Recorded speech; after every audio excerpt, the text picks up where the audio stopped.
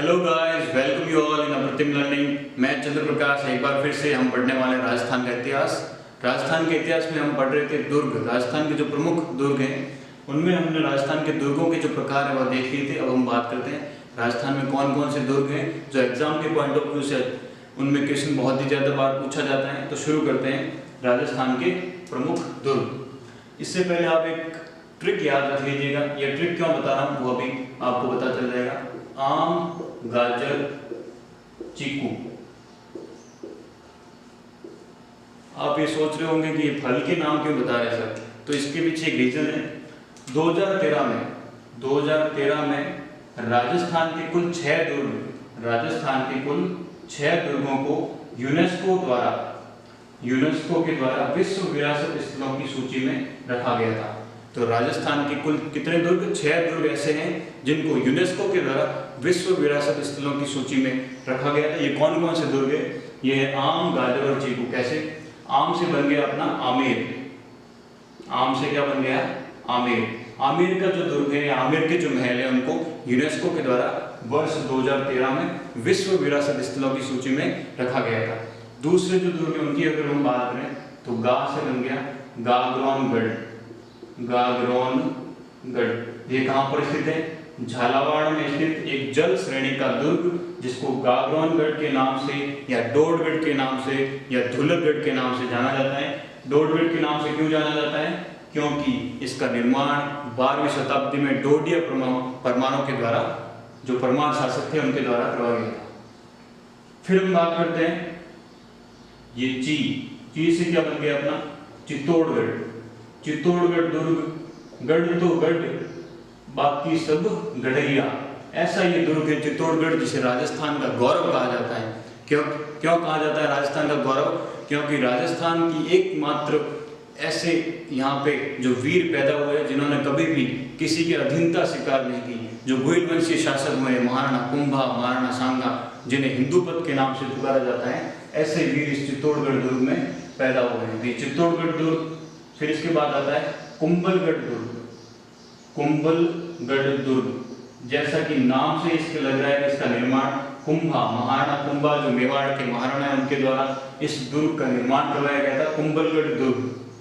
इसके बाद और कौन कौन से दुर्ग हैं जिन्हें यूनेस्को द्वारा विश्व विरासत स्थलों की सूची में शामिल किया गया था? इसमें र से बन गया अपना रणथंभौर दुर्ग और ज से बन गया जैसलमेर दुर्ग। तो यहाँ पे कितने हो गए? 1, 2, 3, 4, 5 और 6। तो एक बार फिर से देख लेते हैं। राजस्थान के जो 6 दुर्ग हैं उनको 2013 में यूनेस्को के द्वारा विश्व विरासत, वर्ल्ड हेरिटेज साइट्स के रूप में इनको विकसित किया गया था। कौन कौन से? आमेर, आम से बन गया हमारा आमेर, गा से गागरोनगढ़, ज से जैसलमेर जो कि एक धानवंत श्रेणी का दुर्ग है, र से रणथंभौर जिसे रणथंभौर की घाटी भी कहा जाता है। कहाँ पर स्थित है यह? रणथंभौर सवाई माधोपुर में। यहाँ पर एक टाइगर रिजर्व भी है जो कि राजस्थान का पहला टाइगर रिजर्व था।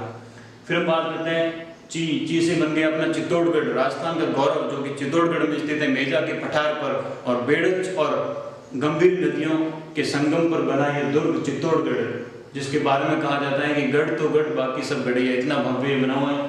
फिर कू से बन गया कुंभलगढ़ दुर्ग, जिसका निर्माण महाराणा कुंभा के द्वारा 15वीं शताब्दी में करवाया गया था।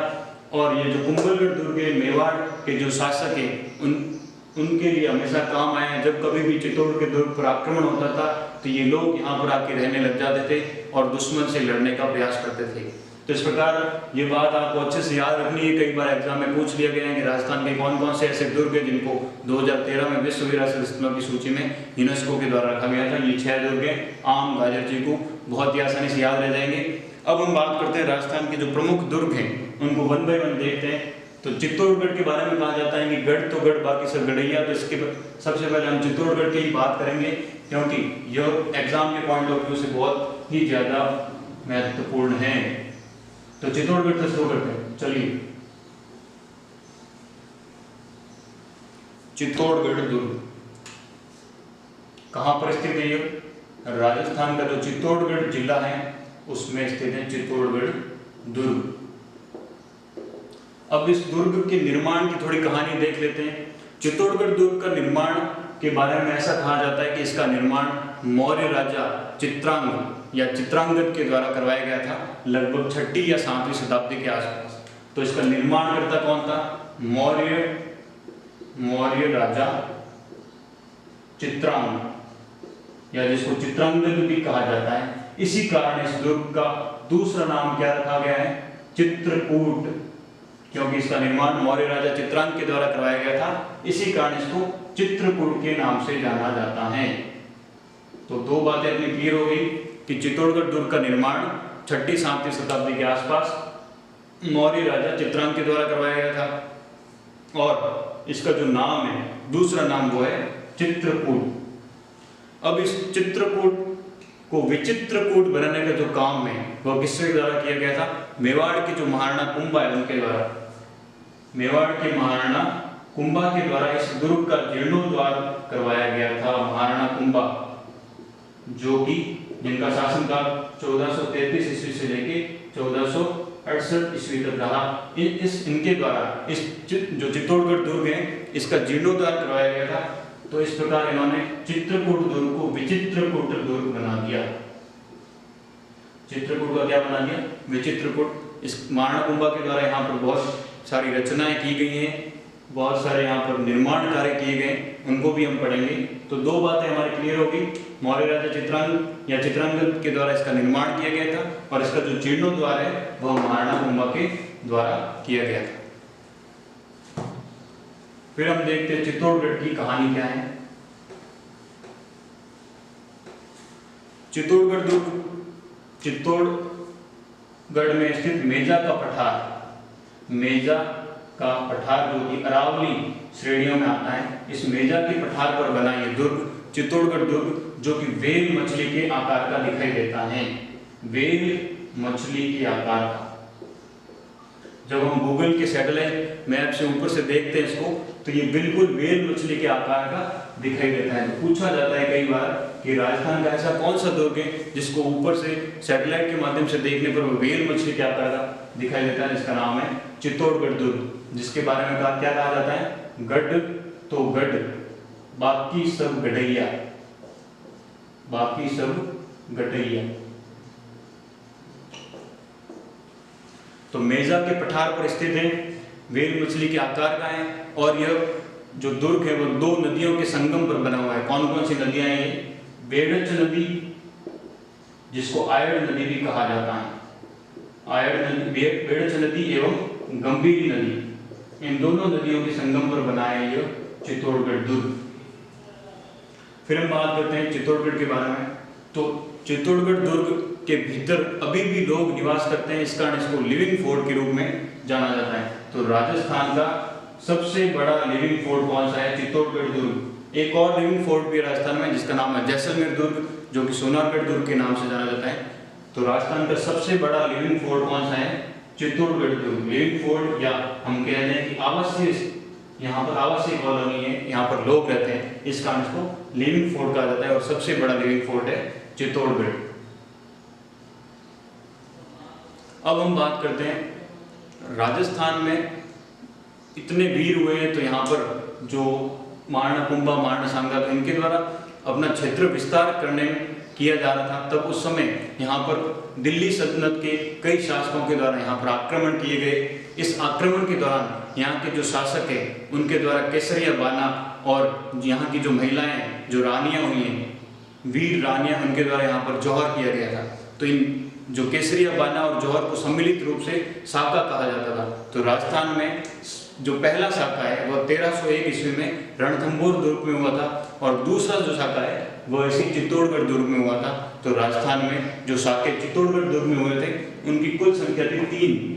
चित्तौड़गढ़ दुर्ग में कुल 3 साके हुए, तो हम उनको देख लेते हैं यहाँ पर, क्योंकि एग्जाम में उन्हीं में से सवाल बनता है।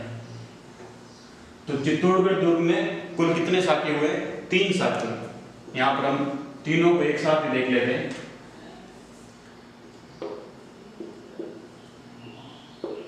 जो चित्तौड़गढ़ दुर्ग में पहला साका हुआ था वह हुआ था 1303 ईस्वी में। 1303 ईस्वी में जब चित्तौड़ के शासक कौन थे? राणा रतन सिंह। अगर आप जो चित्तौड़गढ़ का जो पहले साके के ऊपर एक मूवी बनी हुई जिसका नाम है पद्मावत, उस मूवी को देखेंगे तो सारी कहानी समझ में आएगी। 1303 ईस्वी में चित्तौड़ के महाराणा राणा कौन थे? राणा रतन सिंह। राणा रतन सिंह के काल में दिल्ली सल्तनत का शासक था जिसका नाम था अलाउद्दीन खिलजी। इसी अलाउद्दीन खिलजी के द्वारा राजस्थान के बहुत सारे दुर्गों पर आक्रमण किए गए और वहां पर केसरिया बाना भी हुआ और वहां पर जौहर भी हुआ। तो राणा रतन सिंह के कार्यकाल में एक इनकी रानी थी जिनका नाम था रानी पद्मिनी, रानी पद्मिनी या पद्मावती। तो चित्तौड़ के जब राणा रतन सिंह का शासन था तो उस दौरान अलाउद्दीन खिलजी के द्वारा यहाँ पर आक्रमण किया गया और दुर्ग के चारों ओर घेरा डाल दिया गया। इस वजह से अंततः जो यहाँ के शासक थे राणा रतन सिंह, उनके द्वारा केसरिया बाना हुआ और किसके साथ युद्ध हुआ था? यहाँ पर दिल्ली सल्तनत के जो शासक थे अलाउद्दीन खिलजी, अलाउद्दीन खिलजी के साथ और राणा रतन सिंह का युद्ध हुआ, जिसमें राणा रतन सिंह शहीद हुए और रानी पद्मिनी ने जो दुर्ग की महिलाएं हैं, जो दुर्ग की लड़नाएं, उनके साथ जो अग्निकुंड है उनमें कूदकर अपनी जान दे दी और जौहर कर लिया। तो रानी पद्मिनी के नेतृत्व में यहाँ पर जौहर हुआ। तो जौहर कुंड कहाँ पर स्थित है? इसी चित्तौड़गढ़ दुर्ग में स्थित है और राणा रतन सिंह शहीद हो गए। इसके अतिरिक्त गोरा और बादल का भी नाम यहाँ पर आता है। गोरा बादल, गोरा और बादल जो कि चाचा और भतीजा थे और ये राणा रतन सिंह के एक प्रकार से वरिष्ठ सेनापति थे। इनके द्वारा युद्ध में बहुत ही साहस और पराक्रम दिखाया गया, लेकिन अंततः इनकी भी यहाँ पर मृत्यु हो गई। तो ये चार नाम आपको याद रखने हैं। 1303 में चित्तौड़गढ़ का पहला साका हुआ। युद्ध किसके द्वारा किया गया था? अलाउद्दीन खिलजी के द्वारा। और शासक कौन थे सामने? राणा रतन सिंह। इनकी जो महारानी है रानी पद्मिनी, इनके द्वारा यहाँ पर जौहर किया गया है। इसके बाद जब अलाउद्दीन खिलजी ने ये दुर्ग जीत लिया था तो इस दुर्ग को जीतकर इस दुर्ग का नाम खिजराबाद रख दिया था। तो राजस्थान का वह दुर्ग जिसका नाम खिजराबाद रखा गया था वो कौन सा दुर्ग था? चित्तौड़गढ़ का दुर्ग। 1303 ईस्वी में इसका नाम खिजराबाद रख दिया गया और अलाउद्दीन खिलजी के द्वारा अपने पुत्र खिज्र खां को यहाँ का सेनापति नियुक्त करके यहाँ का रख दिया गया। खिज्र खां को यहाँ पर बिठा दिया गया। बाद में इस खिज्र खां ने जो जालोर के सोनग्रा शासक थे जिनका नाम था मालदेव सोनग्रा, जिसे मुछला मालदेव के नाम से भी जाना जाता है, इस मुछला मालदेव को इस दुर्ग का अधिपति बनाकर ये खिज्र खां वापस कहाँ चला गया? दिल्ली। फिर हम बात करते हैं राजस्थान में चित्तौड़गढ़ दुर्ग का जो दूसरा साका हुआ था उसकी बात करते हैं। दूसरा साका कब हुआ था? 1534 ईस्वी में। 1534 ईस्वी में जब मेवाड़ के महाराणा विक्रमादित्य जो कि राणा सांगा के छोटे पुत्र थे, अल्प आयु के थे, बहुत ही कम उम्र के थे, तो इनके कार्यकाल में 1534 ईस्वी में जो गुजरात का शासक था जिसका नाम था बहादुर शाह। तो बात कर लेते हैं। इस समय चित्तौड़ में शासक कौन थे? विक्रमादित्य, जो कि अल्पायु में थे। विक्रमादित्य ये किसके पुत्र थे? महाराणा सांगा के। विक्रमादित्य की माता जिनका नाम था हाड़ी रानी कर्मावती या कर्णावती के नाम से भी जाना जाता है, तो हाड़ी रानी कर्मावती। और युद्ध किसके साथ हुआ था यहाँ पर? गुजरात के शासक, गुजरात का शासक जिसका नाम था बहादुर शाह। इस बहादुर शाह के द्वारा अपनी संपूर्ण सेना के साथ यहाँ पर युद्ध हुआ, जिसमें विक्रमादित्य को विक्रमादित्य जो कि अल्पायु के थे वह बूंदी चले गए थे, लेकिन विक्रमादित्य की ओर से इनकी जो वरिष्ठ सेनापति थे जिनका नाम था बाघ सिंह, ये प्रतापगढ़ के बाघ सिंह ने यहाँ पर अपना वीर शौर्य प्रदर्शित किया और इनकी यहाँ पर ये शहीद हो गए बाघ सिंह। तो जिस प्रकार 1303 का जो प्रथम साका हुआ था उस समय गोरा और बादल ने अपनी शौर्य प्रतिमा को यहाँ पर प्रस्तुत किया था। इस दौरान यहाँ पर बाघ सिंह के द्वारा यहाँ पर अपना संपूर्ण जो जीवन है वो इन मुगलों को हटाने के लिए यहाँ पे लगा लिया। तो इस दौरान इनकी मृत्यु हो गई थी। फिर हम बात करते हैं चित्तौड़गढ़ का जो तीसरा साका है। तीसरा साका ये कब हुआ था? 1567-68 ईस्वी में। इस साके के दौरान 1567-68 में जो कि चित्तौड़ का तीसरा साका था, यहाँ पर शासक कौन थे? मेवाड़ के महाराणा उदय सिंह। मेवाड़ के महाराणा उदय सिंह वही है जिन्होंने उदयपुर शहर बसाया था। इस दौरान यहाँ पर अकबर के द्वारा आक्रमण किया गया था, जो कि मुगल बादशाह था अकबर। तो अकबर के द्वारा जब मेवाड़ के महाराणाओं ने अकबर की अधीनता स्वीकार नहीं की, तो गुस्से में आकर अकबर ने यहाँ पर जो एक प्रकार से युद्ध किया, जिसमें 30,000 सैनिक लोगों को मौत के घाट उतार दिया गया था। 30,000 लोग को यहाँ पर इस दुर्ग में मौत के घाट उतार दिया गया। और युद्ध में उदय सिंह जो है भागकर जंगलों में छुप गए थे, लेकिन इस दौरान जयमल मेड़तिया एवं फत्ता सिसोदिया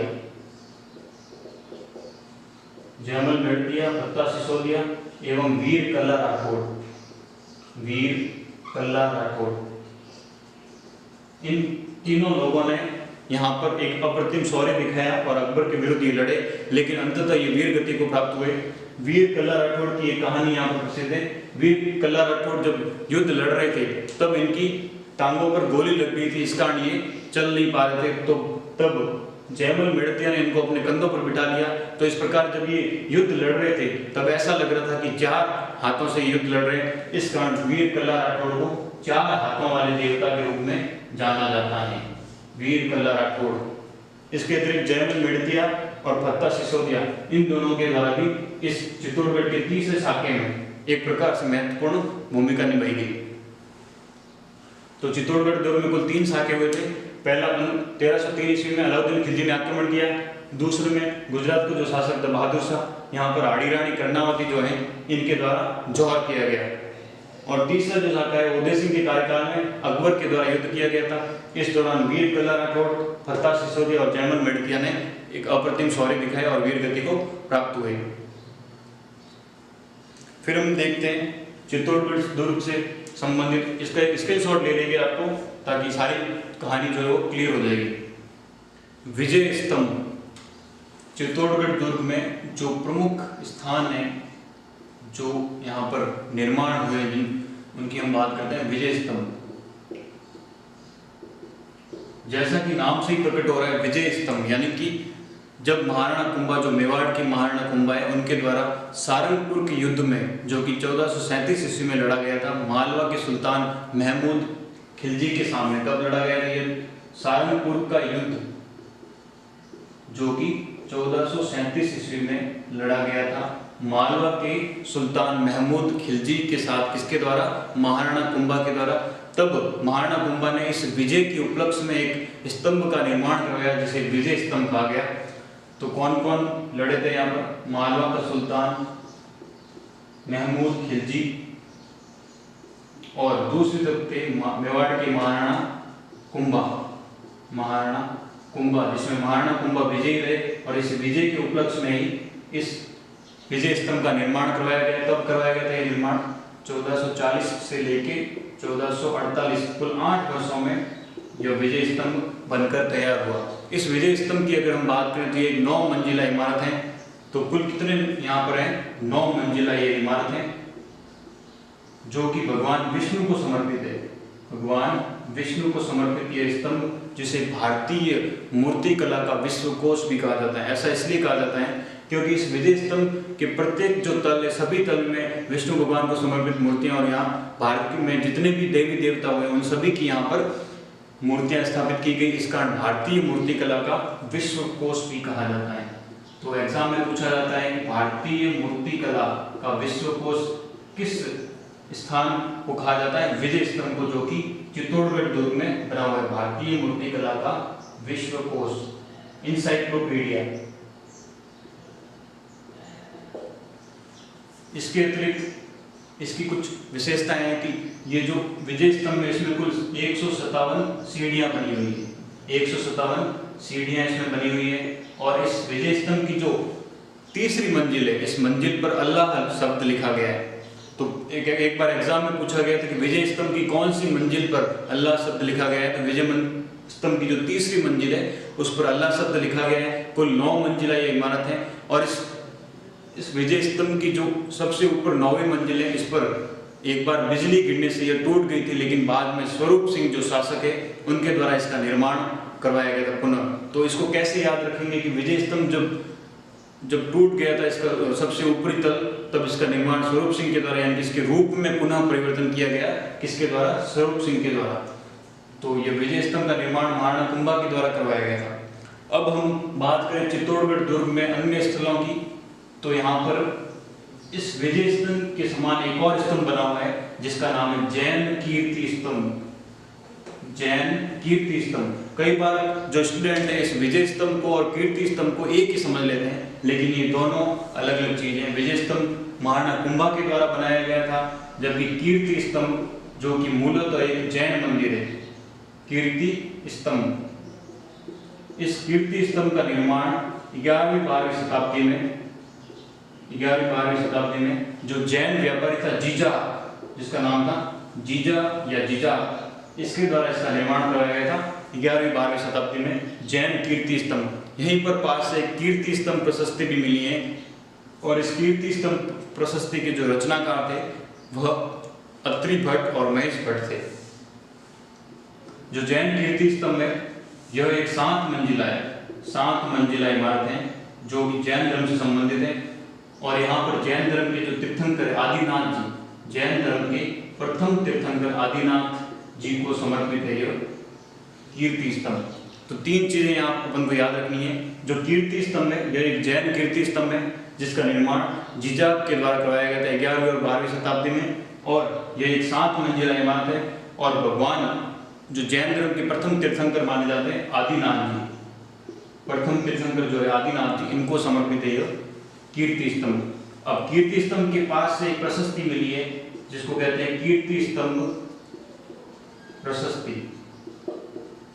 कीर्ति स्तंभ प्रशस्ति। इस कीर्ति स्तंभ प्रशस्ति का जो रचनाकार थे उनका नाम था अत्रि भट्ट, और अत्रि भट्ट की जब मृत्यु हो गई तो इस कार्य को पूरा करने का काम महेश भट्ट के द्वारा किया गया था। इन 2 लोगों ने मिलकर इस कीर्ति स्तंभ प्रशस्ति को पूर्ण किया था, अत्रि भट्ट और महेश भट्ट। अब प्रशस्ति क्या होता है?